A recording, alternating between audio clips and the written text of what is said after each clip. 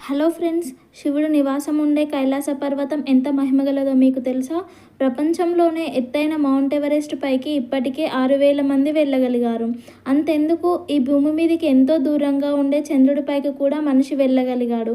కానీ కైలాస పర్వతం మీదికి ఇప్పటికీ ఒక్కరంటే ఒక్క మనిషి కూడా వెళ్ళలేకపోయాడు. ఒకసారి సైబీరియాకు చెందిన కొంతమంది ప్రొఫెషనల్స్ రికార్డు బ్రేక్ చేద్దామనే ఉద్దేశంతో చాలా గట్టిగా ట్రైనింగ్ తీసుకొని నూతనమైన ఎక్విప్మెంట్తో కైలాస పర్వతాన్ని ఎక్కడానికి ప్రయత్నించారు. కానీ వాళ్ళ ప్రయాణం మొదలుపెట్టిన 2 రోజుల్లోనే వాళ్ళ చేతిగోర్లు, జుట్టు సంవత్సరంలో పెరగాల్సినంత పెరిగింది.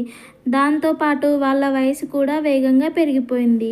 ఇదంతా వాళ్ళు గమనించి ఇక్కడ ఏదో కనిపించని శక్తి ఉందని భయపడి వాళ్ళ పెట్టెలు సర్దుకొని ఇంటికి పారిపోయారు. కానీ వాళ్ళు ఇంటికి వెళ్ళిన సంవత్సరంలోనే ఈ పర్వతం ఎక్కడానికి ప్రయత్నించిన ప్రతి ఒక్కరూ వాళ్ళ వయసు వేగంగా పెరిగి ముసలోళ్ళు అయిపోయి చనిపోయారు. ఇంత మహిమగలది కాబట్టే టిబెట్ గవర్నమెంట్ మరియు ఇండియా గవర్నమెంట్ ఈ పర్వతాన్ని ఎక్కడానికి ఇప్పుడు బ్యాన్ చేశారు. అందరూ చెప్పండి ఓం నమః శివాయ. ఈ వీడియో కనుక మీకు నచ్చినట్లయితే లైక్, షేర్ మరియు సబ్స్క్రైబ్ చేయండి.